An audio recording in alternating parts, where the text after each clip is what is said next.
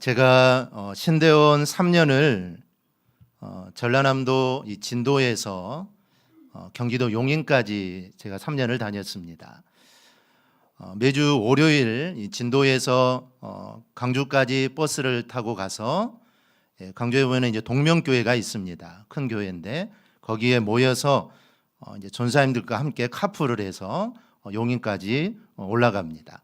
그리고 금요일 오전 수업이 끝나면 이제 역으로 용인에서 강주까지 와서 또 광주에서 버스를 타고 진도까지 또 내려갑니다. 그때 진도 막차가 지금도 7시 반이면 이제 막차가 끊깁니다. 이제 면으로 들어가야 되기 때문에 빨리 오면 이제 마칠 수도 있고 못 마치면 이제 아버님이 또 저를 데리러 오고 그렇게 해서 제가 3년을 신대원 3년을 그렇게 다녔습니다. 그때는 젊어서 30대였겠죠. 그때는 젊어서 뭐 그렇게 힘든 일도 모르고 그렇게 다녔지만 아마 지금 하라고 한다면 아마 못할 듯 합니다.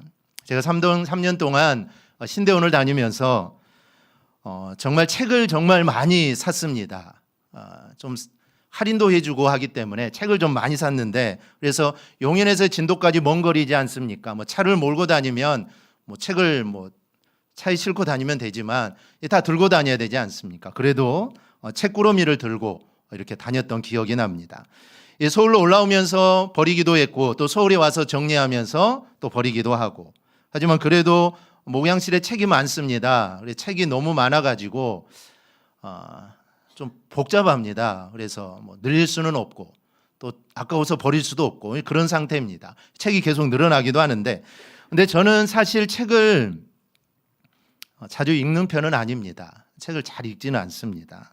그래서 읽기 위해 사는 게 아니라 일단 사놓고 봅니다. 일단 사놓고 보죠. 그래서 서점에 가서 가끔 요즘도 가끔 이제 서점에 가서 이렇게 새로 나온 책들을 이렇게 보면서 이렇게 좀 마음에 드는 책이 있으면 삽니다. 그냥 일단 삽니다. 그래서 이제 책장에 꽂아 놓는데요. 그래서 책들 중에 안 읽은 책이 훨씬 더 많습니다. 그래서 안 사람이 왜 읽지도 않는 책을 왜 그렇게 돈을 들여 사느냐라고 하죠. 저의 변명은 이렇습니다. 언젠가는 읽을 것이다. 언젠가는 읽을 것이다. 꼭 필요할 때가 있다. 이게 이제 저의 변명이기도 합니다. 사실 설교 준비를 하다 보면은 자료들이 많이 필요합니다. 요즘은 인터넷이 있어서 그냥 뭐 치기만 하면 뭐 인터넷에 자료들이 참 많죠. 뭐 맞는 자료도 있고 엉뚱한 자료도 있지만 어쨌든 인터넷 검색하면 많은 자료들을 얻을 수 있습니다. 하지만 그 당시에는 그렇지 않죠. 책이죠. 유일하게 책을 통해 얻을 수 있습니다. 그래서 뭐 저희 아버지도 그렇고 우리 원로 목사님도 그렇고 그 당시에는 책들이 많았습니다. 그리고 책들도 두껍죠. 뭐 주석이라 해가지고 막 30권, 40권 그런 책들이 정말 많았습니다. 그때는 책을 통해서 자료를 얻는 것이죠. 근데 지금은 뭐 책이 그렇게 필요가 없죠. 인터넷을 검색하면 얼마든지 얻을 수 있습니다. 하지만 인터넷에 없는 그런 자료들이 있죠. 이제 그런 것들을 위해서 변명이긴 하지만 그때 사용하려고 책을 그렇게 모아둔 겁니다. 보통 책은 한 번 읽으면 보통은 다시 읽지는 않습니다. 너무 책이 좋아서 뭐 가끔 책장에 꽂아놓고 가끔씩 또 보기도 하지만 보통 대부분의 책은 한 번 읽으면 책꽂이에 둘 분 다시 읽지 않습니다. 그런데 이 성경은 지난 2000년간 버려지지도 않고 또 변함없이 우리에게 생명의 양식을 제공합니다. 마치 퍼내도 이게 보이지 않는 깊은 샘물처럼 이 성경은 볼 때마다 늘 새로움을 주는 신비한 책이 성경입니다. 우리 성도들 중에는 성경 그래도 1년에 1독 또 많이 하신 분들은 2독, 3독까지도 하시는데 뉴스를 보니까 신문을 보니까 어떤 교회는 1년에 40독이 목표라고 합니다. 그래서 성도들이 1년에 40독을 어떻게 할까? 그런데 한다는 겁니다. 성도들이 있다는 거예요. 또 한두 명이 아니라 많은 성도들이 1년에 성경 40독을 한다는 겁니다. 얼마나 대단합니까? 1독 하기도 힘드는데 1년에 40독 하려면 한 달에 몇 번을 봐야 합니까? 3번, 4번을 봐야 되는 것인데 그렇게 한다는 것이죠. 우리도 1독을 하고 2독을 하고 3독을 하고 매년 성경을 읽지만 사실 성경은 읽을 때마다 늘 새롭습니다. 그리고 어떨 때는 처음 보는 본문이 나오죠. 작년에도 읽었고 재작년에도 봤는데 오늘 보니까 이 말씀은 처음 보는 것 같은 그런 말씀들이 있습니다. 즉 성경은 봐도 정말 새롭고 신비한 책이 성경입니다. 여러분, 왜 성경만이 이럴까요? 그 이유는 성경은 이야기책이 아니라 구원의 책, 생명의 책, 영생의 책임을 믿습니다. 즉 성경은 우리에게 구원을 주시는 유일한 분이 예수 그리스도라고 소개합니다. 즉 죄가 가득한 이 세상에서 우리가 구원받을 수 있는 유일한 방법, 그리고 세상을 구원할 수 있는 유일한 방법은 오직 예수님뿐이다, 이 사실을 증거하는 게 바로 성경입니다. 그래서 성경은 그 예수님의 생애와 구원의 방법들이 기록되어 있고, 사람이 예수님을 알고 만나고 구원받을 수 있는 방법이 성경에 기록되어 있습니다. 그래서 믿음의 사람들은 늘 성경을 가까이 하는 사람들입니다.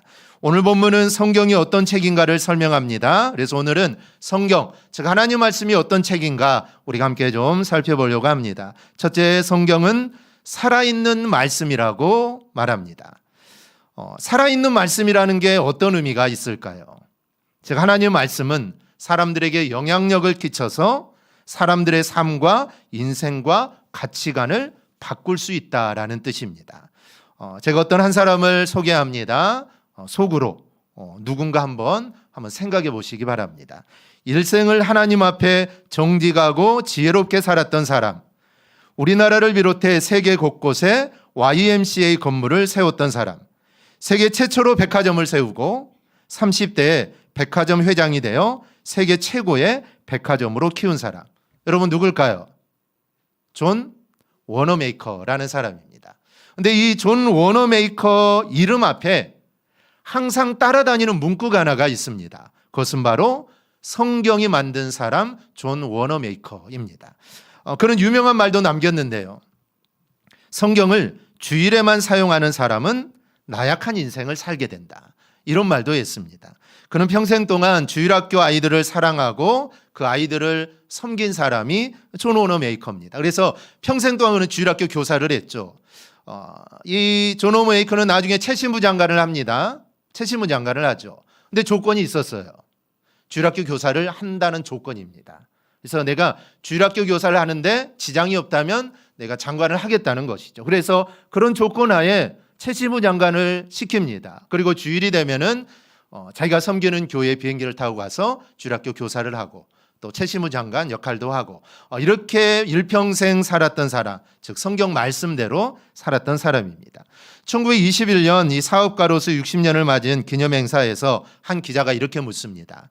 회장님, 지금까지 수많은 투자를 해서 성공을 했는데 그 투자 중에 가장 성공적인 투자는 무엇입니까?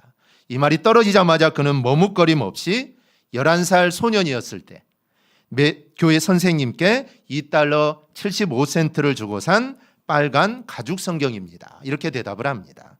그 성경이 바로 지금 현재 자신을 만들었다라는 것이죠. 어린 시절 워너메이커는 늘 자신의 성경을 갖고 싶었지만 집이 너무 가난해서 성경을 살 수가 없었습니다. 가진 돈이 37센트밖에 없었는데, 그래서 선생님께 부탁을 해서 외상으로 성경을 구입하고 그 돈을 갚기 위해 1년 반 동안 일을 합니다. 그가 이 벽돌 굽는 일을 했는데, 이 아버지가 하는 일이죠. 그 밑에서 이제 아버지를 도왔던 겁니다. 11,900장의 벽돌을 뒤집어서 그 나머지 돈을 마련하게 됩니다. 10살의 어린 나이에 소중한 성경책을 손에 넣기 위해 저는 다른 사람의 도움 없이 일했고, 충분히 선생님이 사줄 수도 있고 아버지가 그냥 그 돈을 줄 수도 있지만 그가 스스로 돈을 벌어서 산 그 성경이 평생의 가장 큰 보물로 여기고 최고의 친구로 그렇게 삼았던 겁니다. 존 워너메이커뿐만 아닙니다. 미국의 기본을 세운 믿음의 사람 벤저민 프랭클린, 세계에서 가장 큰 부자인 록펠러, 성직자와 같은 비즈니스맨 존 템플턴, 미국이 낳은 최고의 여성 사업가 메리 케어 웨시 등 이 모든 사람들은 사실 성경이 만든 사람들입니다. 우리 디모데후서 3장 15절에서 17절 우리 한 음성으로 함께 보겠습니다. 또 어려서부터 성경을 알았나니 성경은 능히 너로 하여금 그리스도 예수 안에 있는 믿음으로 말미암아 구원에 이르는 지혜가 있게 하느니라.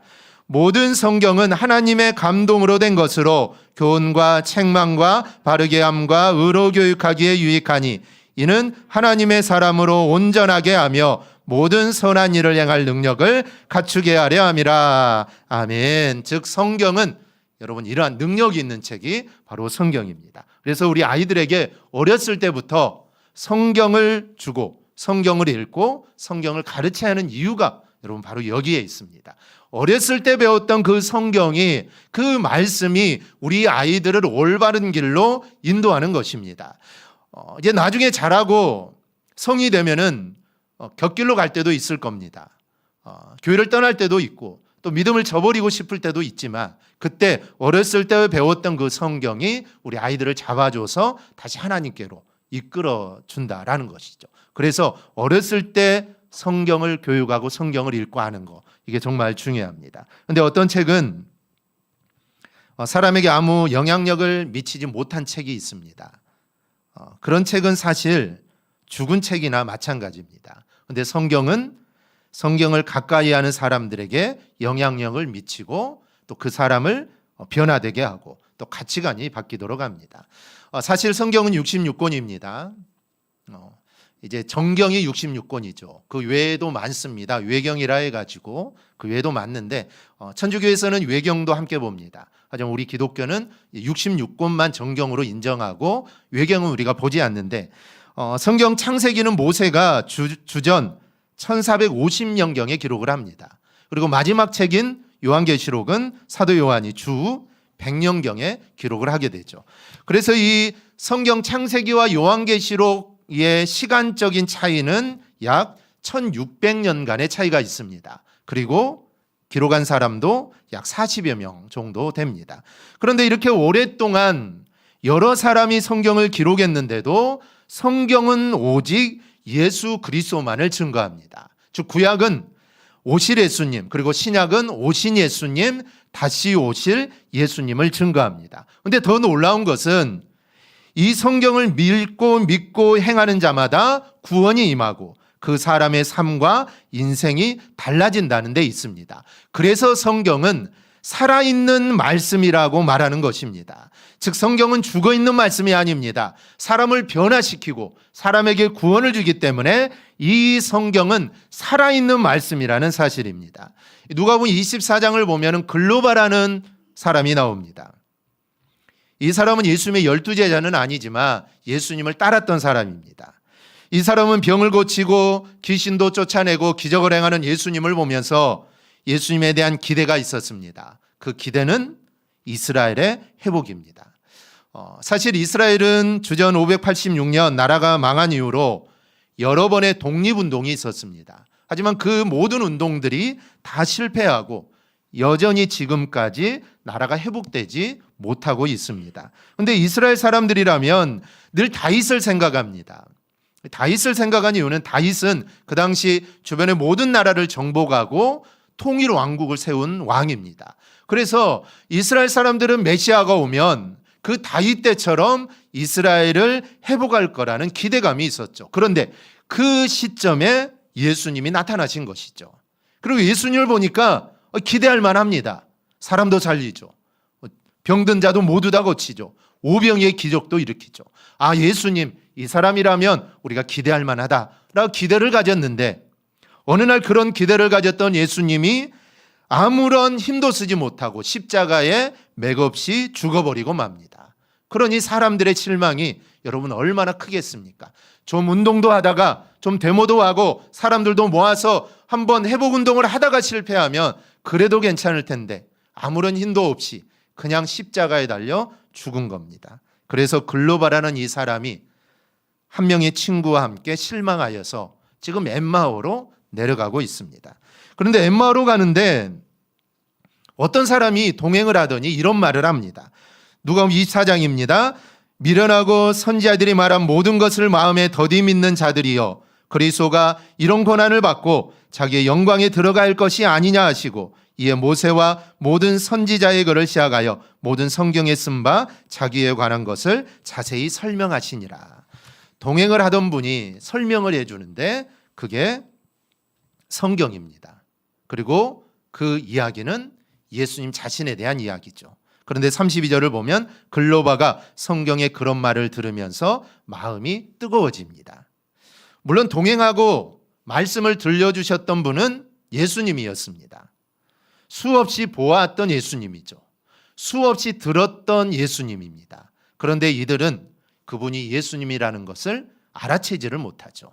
그런데 말씀을 들려주니까 그제서야 마음이 뜨거워지면서 그제서야 그분이 바로 예수님이라는 것을 그제서야 알게 됩니다. 즉 말씀을 들려주시니까 그 말씀이 마음에 역사를 합니다. 말씀이 그들의 눈을 열게 하고 마음을 열게 합니다. 예수님을 보게 하죠. 그리고 그들의 마음속에 실망과 좌절이었던 그들의 마음속에 이제 그들에게 새로운 소망이 들어서게 됩니다. 그래서 그들이 어떻게 했는지 33절에서 35절에 기록되어 있습니다. 우리 한음성으로 함께 보겠습니다. 곧 그때 일어나 예루살렘으로 돌아가 보니 11제자 및 그들과 함께한 자들이 모여 있어 말하기를 주께서 과연 살아나시고 시몬에게 보이셨다 하는지라.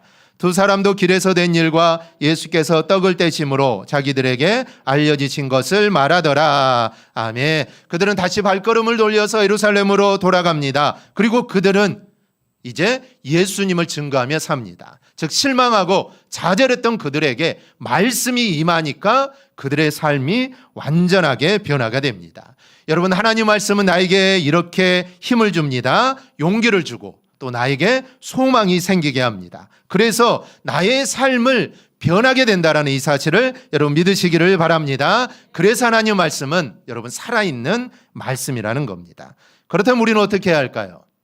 말씀을 읽어야 하고 말씀을 들어야 합니다. 하나님 말씀은 살아있기 때문에 말씀을 듣기만 해도, 아니 말씀을 읽기만 해도 믿음이 생기고 자라고 하나님의 구원이 임하게 됩니다. 로마서 10장 17절은 말씀합니다. 믿음은 들음에서 나며 들음은 그리스도의 말씀으로 말미암았느니라. 들으라는 겁니다. 일단 들어야 합니다. 여러분, 듣지 않으면 역사는 일어나지 않습니다. 들어야 하는데 중요한 것은 말씀을 들어야 합니다. 즉 다른 거 들어서는 안 된다라는 것이죠. 그래서 오늘 여러분들은 참 예배에 잘 오셨습니다. 우리가 예배 자리에 온 것은 말씀을 들으러 온 것이 아닙니까? 그래서 이 시간 우리의 믿음은 자랄 겁니다. 마치 이 콩나물에 물을 주면은 물은 다 빠지지만 콩나물 잘 자라지 않습니까? 그래서 오늘 우리가 주예전에 왔기 때문에 이 시간 말씀을 우리가 귀로 들으면 우리의 믿음은 조금씩 자랄 겁니다. 눈에는 잘 보이지 않겠죠. 하지만 말씀을 들었기 때문에 살아있는 말씀이기 때문에 반드시 그 말씀은 역사할 겁니다. 우리 모두 이러한 말씀의 은혜를 또 말씀, 하나님의 살아있는 말씀을 우리 체험할 수 있기를 축복합니다. 두 번째로 하나님의 말씀 우리의 모든 것을 드러나게 합니다. 오늘 본문 12절, 13절 말씀은 하나님 말씀은 살아있고 활동력이 있어서 양쪽에 날이 선 그 어떤 칼보다 더 날카롭다라는 것이죠. 그래서 혼과 영과 관절과 골수를 쪼개고 사람의 마음과 생각과 뜻을 모두 다 알아낸다라는 겁니다. 그러니 우리가 하나님 앞에 사실 숨길 게 하나도 없습니다. 우리의 모든 것을 고백해야 할 그분 앞에 우리의 모든 것을 정말 벌거숭이처럼 우리는 모두 다 하나님 말씀 앞에 드러나게 됩니다. 그럼 모든 것이 드러남을 통해 어떤 일들이 일어날까요? 사실 세상에서는 우리가 숨기고 싶은 것도 있고 또 내 약점도 있고 또 내가 다른 사람이 알면 안 되는 것들이 있지 않습니까? 근데 만약에 그것이 들통나면 망신을 당하게 되죠. 그런데 하나님 말씀은 내 안에 있는 것들을 다 드러나게 해서 우리를 망신시키려고 하는 게 아닙니다. 하나님의 뜻은 거기에 있지 않습니다. 누가복음 5장을 보면 고기를 잡으러 갔지만 한마디도 잡지 못하고 빈 그물을 손질하고 있는 베드로에게 주님이 찾아오십니다. 그런 베드로에게 주님은 깊은 곳에 가서 그물을 던지라고 하죠. 그런데 이 명령은 사실 베드로의 입장에서는 받기가 사실 어려운 말씀입니다. 우선 지금은 그물을 손질하고 있기 때문입니다. 그물을 손질한다는 것은 오늘은 다 마쳤고 이제 잘 손질을 해서 내일 다시 이제 고기를 잡으러 가야 하는 것이죠. 그런데 그렇게 힘도 빠져 있고 그런 상태에서 그물을 깁고 있는데 그 그물을 바다에 던지라는 겁니다. 그러니 사실 이 말씀은 실행하기가 쉽지 않다라는 것이죠. 또 하나는 깊은 데로 가서 던지라는 겁니다. 여러분, 우리가 갈릴리를 바다라고 하는데 사실 갈릴리는 바다가 아니죠. 갈릴리는 호수입니다. 근데 바다라고 부르는 이유는 그만큼 넓기 때문이죠. 이 갈릴리 바다는 둘레가 53km, 길이가 21km, 넓이가 11km가 되는 정말 끝이 보이지 않는 엄청나게 큰 호수입니다. 근데 이런 큰 호수에서 깊은 곳에 가려면 최소한 5에서 6km 정도는 배를 저어서 가야만 깊은 곳에 도달을 하죠. 더구나 물고기는 낮이 되면 수초가 있는 호수 주변이나 아니면 아예 아주 깊은 물 속에 들어가 버려서 지금 사용하는 그물로는 고기를 잡기가 어렵습니다. 어부들은 그냥 그물 하나 가지고 다는 게 아니죠. 깊이나 아니면 물고기 종류에 따라 그물을 달려야 합니다. 그런데 지금 그물로는 깊은 곳에 가서 그물을 내릴 수 있는 그물이 아니라는 것이죠. 그러니 베드로의 경험이나 입장에서는 사실 이거는 말도 되지 않는 명령입니다. 어부라면, 예수님이 어부라면 그래도 괜찮은데 예수님 목수가 아닙니까? 어부일도 한 번도 해보지 않은 사람이 와서 자신이 어부인데 이렇게 하라니까 사실 베드로는 사실 할 수 없는 상황입니다. 근데 베드로가 어떻게 합니까? 그럼에도 불구하고 베드로는 그 말씀에 순종을 합니다. 그랬더니 엄청나게 많은 물고기가 잡히게 되죠. 그런데 눈에 들어오는 것은 그렇게 많은 고기를 잡은 베드로의 말입니다. 5장 8절을 보면 시몬 베드로가 이를 보고 예수의 무릎 아래에 엎드려 이르되 주여 나를 떠나소서 나는 죄인이로소이다. 여러분, 물고기를 많이 잡은 것과 내가 죄인이라는 것이 무슨 관련이 있을까요? 물고기를 많이 잡았다면 예수님께 와가지고 예수님 감사합니다. 이게 정상입니다. 너무나 많은 물고기를 잡았으니 너무나 감사하다 말을 해야죠. 그런데 베드로는 감사의 말을 하지 않습니다. 그는 주님께 나와서 엎드려서 주님 나는 죄인입니다 라고 고백을 하죠. 여러분, 왜 베드로가 이런 말을 했을까요? 베드로는 예수님께서 정말 내 경험과 내 지식 위에 예수님이 계신다는 것을 알게 된 것입니다. 자신은 평생 어부로 살았는데 자신의 경험이 아무 의미가 없었다는 것이죠. 근데 목수였던 이 예수는 내 경험 위에 있었다는 것이죠. 그런 생각을 하니까 이 예수라는 사람이 내 마음속에 있는 모든 것도 아마 다 알고 계실 거다라는 생각을 합니다. 그러니까 나는 죄인이라는 것을 그제서야 깨닫게 됐고 물고기 많이 잡은 거 그거 별로 의미가 없습니다. 내 마음을 아시고 내 모든 것을 아신 그 주님께 나는 죄인입니다. 즉 내 안에 있는 것을 주님께 내어놓는 것입니다. 내어놓지 않으면 주님이 너는 죄인이다 할 것 같은 그런 마음이 들었다는 것이죠. 주님이 나를 모두 다 알고 있다라는 것입니다. 그래서 주님 나는 죄인입니다 라는 것을 고백하게 됩니다. 여러분, 말씀 앞에 서면 그 말씀이 모든 것을 생각나게 하고 고백나게 해서 우리의 모든 것을 드러나게 합니다. 그래서 하나님 앞에 무릎을 꿇게 하고 회개하도록 합니다. 그래서 하나님 말씀 앞에서 하나님 말씀을 받은 그리고 자신이 죄인임을 깨닫는 사람들은 정말 몇 시간씩 울며 하나님께 회개했다라는 그런 분들이 있습니다. 이 말씀이 우리를 이끌어내고 내 안에 있는 것들을 드러내게 한다라는 것입니다. 우리가 전도할 때 어떤 분들이 전도하기가 어렵습니까? 사실 자신이 의롭다고 생각하는 사람들입니다. 도덕적이고 또 준법 의식이 강한 분들이죠. 즉 이 사람은 법 없이도 살 수 있다라는 사람들, 사실 이런 사람들은 전도하기가 어렵습니다. 왜 그러냐면 자신은 도덕적이고 그래도 다른 사람들보다 법도 잘 지키고 살았기 때문에 자신은 지은 죄가 없다라고 생각을 합니다. 그러니 죄에 대한 고백이 없는 것이죠. 마찬가지로 교회 안에서도 죄 고백이 안 되는 분들이 있습니다. 교회를 오래 다니는 분들이죠. 교회를 오래 다니다 보니까 이미 오래전에 죄 고백을 다 했다라고 생각을 합니다. 그런데 목사님 뭐라 합니까? 늘 죄인이라는 것이죠. 나는 죄 고백 다 했는데 죄인이라고 하고 회개하라고 합니다. 근데 사실 생각해 보면 회개할 게 없습니다. 예수 믿고 나서 그래도 다른 사람들보다는 좀 더 정직하게 살고 나쁜 짓도 안 하고 그래도 좀 성실하게 살았는데 그래도 죄인이라고 계속 죄를 고백하라고 하니까 이 생각해 보면 고백할 죄가 없다는 것이죠. 그래서 죄의 고백이 잘 되지 않습니다. 그런데 죄의 고백이 잘 되지 않으면 사실 은혜 받기가 어렵습니다. 반대로 좀 험하게 살다가 그리고 초신자들은 죄의 고백이 쉽습니다. 지금까지 죄 지은 것들도 많고 그래 용서는 받아야 되겠고 그래서 죄를 용서해달라는 기도를 잘하고 회개를 잘합니다. 그래서 하나님의 은혜가 임한다라는 것이죠. 그러나 어떤 사람이든 말씀 앞에 서면, 말씀 앞에 내 자신을 비추어 보면 자신의 모든 악함이 생각이 나고 드러나게 됩니다. 1907년 평양의 대붕운동이 일어났지 않았습니까? 그 대붕운동의 시발점이 한 장로님의 회개에서 시작된 것입니다. 그 장로님이 자신은 특별하게 죄 지은 것도 없고, 그리고 죄 지은 것들 다 회개했다라고 생각을 했는데, 성령이 임하게 되자 자신이 지금까지 지은 죄들이 다 생각이 납니다. 회개하지 않았던 것들이 생각이 나죠. 어떤 사람에게 돈 얼마를 사소한 1,000원이나 이런 걸 빌리고 잊어버리고 갚지 않았던 것, 어떤 사람에게 닭을 빌려왔는데 그걸 갚지 않았던 것, 이런 사소한 것들이 생각이 나기 시작하자 그 장로님은 강대상에서 그 죄들을 회개합니다. 내가 1,000원을 빌리고 내가 돌려주지 않았던 것을 회개합니다. 자신의 죄를 입술로 고백하면서 회개하기 시작합니다. 그리고 실제로 가서 갚고 용서를 구했다라는 것이죠. 즉 말씀 앞에 서게 되면 우리의 모든 악한 모습들, 제약된 모습들이 모두 다 드러나게 됩니다. 드러나면 회개를 하게 되죠. 여러분, 드러났을 때 회개하면 하나님의 은혜가 그때 바로 임하게 됩니다.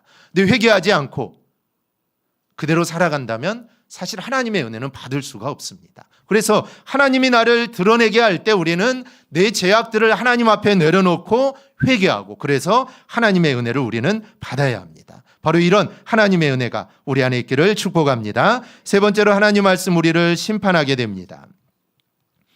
오늘 우리가 읽었던 12절 13절 말씀하는 것처럼 말씀은 우리의 모든 것을 드러나게 해서 우리를 돌아서게 합니다.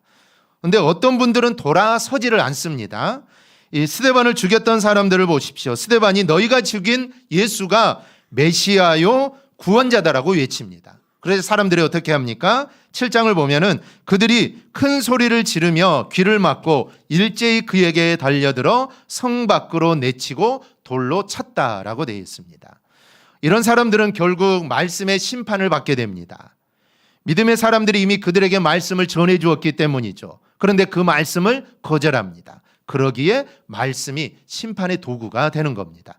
로마서 10장 17절을 보면 믿음은 들음에서 나며 들음은 그리스도의 말씀으로 말미암는다라고 합니다. 즉 말씀을 들으라는 것이죠. 그런데 18절을 보십시오. 그러나 내가 말하노니 그들이 듣지 아니하였느냐? 그렇지 아니하니 그 소리가 온 땅에 퍼졌고 그 말씀이 땅 끝까지 이르렀도다 하였느니라. 이 말씀을 연결해 보면 이것입니다. 말씀을 듣지 않으므로 이스라엘이 심판을 받게 되었다라는 것입니다. 사도행전 16장을 보면 주 예수를 믿으라 그리하면 너와 내 집이 구원을 받으리라. 여기에도 마찬가지입니다. 이 말씀도 믿으라는 것이죠. 믿기만 하면 구원이 임합니다. 어려운 게 아니죠. 믿기만 하면 구원이 임합니다. 그러니 이게 얼마나 놀라운 말씀인지 모릅니다. 근데 반대로 생각해 보면 이렇게 권했는데, 믿으라 전도하고 권했는데 믿지 않으면 심판을 받게 된다라는 사실입니다. 이 사실을 요한복음 3장은 이렇게 말씀합니다. 하나님이 그 아들을 세상에 보내신 것은 세상을 심판하려 하심이 아니요 그로 말미암아 세상이 구원을 받게 하려 하심이라.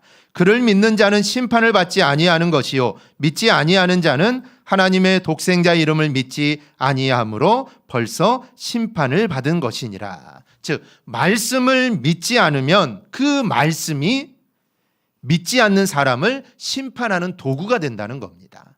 즉 말씀은 양면성이 있는 것이죠.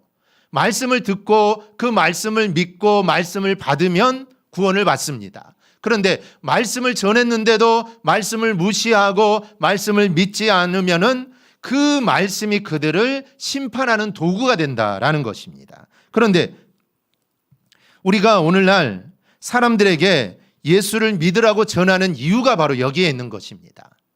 이 땅의 삶으로 우리가 끝나는 게 아닙니다. 영원한 삶이 우리에게 기다리고 있지 않습니까? 그런데 말씀을 듣지 못하고 말씀을 믿지 못해서 영원한 지옥에 떨어지게 될 것인데, 그렇기 때문에 우리가 이 복음, 예수 그리스도를 전하는 것입니다. 다른 길이 있다면 다른 것을 전해도 되는데 오직 예수밖에 없습니다. 그래서 우리가 이 예수의 복음을 전하는 겁니다. 그런데 어떤 분들은 그 말씀을 듣고 돌아서서 예수를 믿습니다. 근데 어떤 분들은 그 말씀을 거부합니다. 그러면 마지막 날에 그 말씀이 심판의 도구가 됩니다. 주님이 물으시겠죠. 네가 왜 나를 믿지 않았느냐? 물으실 때 사실 할 말이 없습니다.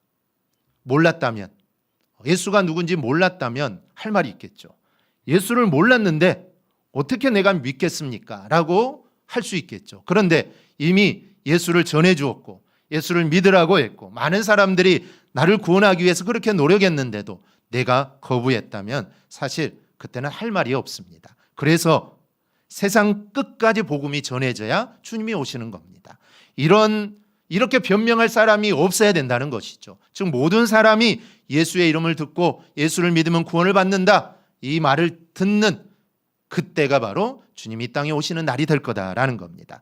이렇게 말씀은 심판의 도구가 되고 말씀이 우리를 심판합니다. 그럼 여러분 어떻게 해야 될까요? 우리 할 일은 아주 간단합니다. 언제나 말씀을 아멘으로 우리는 수용해야 할 줄 믿습니다. 그래서 그 말씀이 내 것이 되도록 해야 합니다. 그러면 여러분 그 말씀이 나를 구원하여 영원한 천국의 삶을 살게 하는 것입니다. 여러분 말씀을 들을 때 가장 잘못된 자세가 무엇인지 아십니까? 말씀을 들을 때 그 말씀이 내 마음에 안 든다고 거부하거나 이 말씀은 나에게 하는 말씀이 아니라 옆에 있는 이 사람에게 하는 말씀이다라고 생각하고 듣는 거, 이게 말씀을 듣는 가장 잘못된 자세입니다. 사실 모든 말씀은 나에게 주시는 말씀입니다. 설교를 하고 있는 목사이지만 사실 이 말씀은 나에게 주시는 말씀입니다. 목사인 나에게 주는 말씀이죠. 말씀을 전하면서 목사라고 말씀을 전하는 대로 100% 어떻게 살겠습니까? 그러니 말씀을 준비하면서 말씀을 증거하면서도 목사는 찔리는 것입니다. 나도 이렇게 살지 못하는데 내가 이렇게 설교해도 될까? 나도 이렇게 부족한데. 그래서 이 말씀은 사실 설교하고 있지만 목사인 나에게 하는 설교입니다. 그리고 이 말씀은 오늘 말씀을 듣는 우리 모두에게, 바로 나에게 하나님이 주시는 말씀입니다. 우리는 말씀을 이렇게 들어야 합니다. 나에게 주시는 말씀이다. 이 말씀이 내 마음을 찌르고 스데반이 설교를 할 때 그 사람들의 마음이 얼마나 찔렸겠습니까? 메시아가 왔는데 그 메시아를 자신들이 죽였으니 이 마음이 얼마나 찔리겠습니까? 그래서 그들은 더 악하게 군 것입니다. 자신들에게 주시는 말씀인데 그들은 받지 않았던 것이죠. 모든 말씀은 나에게 주는 말씀입니다. 좋은 말씀도 마찬가지고 좋지 않는 말씀도 마찬가지입니다. 내 마음을 찌르는 말씀도, 모든 말씀은 나에게 주시는 말씀입니다. 그 말씀을 받을 때 그 말씀이 나를 살리고 또 나를 복되게 하는 것입니다. 1월 둘째 주입니다. 새해를 시작하면서 크리스천들이 많이 하는 다짐 가운데 하나가 성경 일독일 겁니다. 그런데 이게 쉬운 일이 아니죠. 아마 이제 며칠 지나지도 않았는데 오늘이 12일이니까 이제 12일 정도 지났는데 아마 포기하신 분들도 있을 겁니다. 조금 읽다가 도저히 못하겠다. 그래서 창세기는 잘 아는데 창세기는 거의 다 읽으면 그냥 다 합니다. 창세기는. 근데 이제 출애굽기 지나고 레위기부터 많이 포기를 하시죠. 이제 조금 어려워집니다. 약간 제사도 나오고.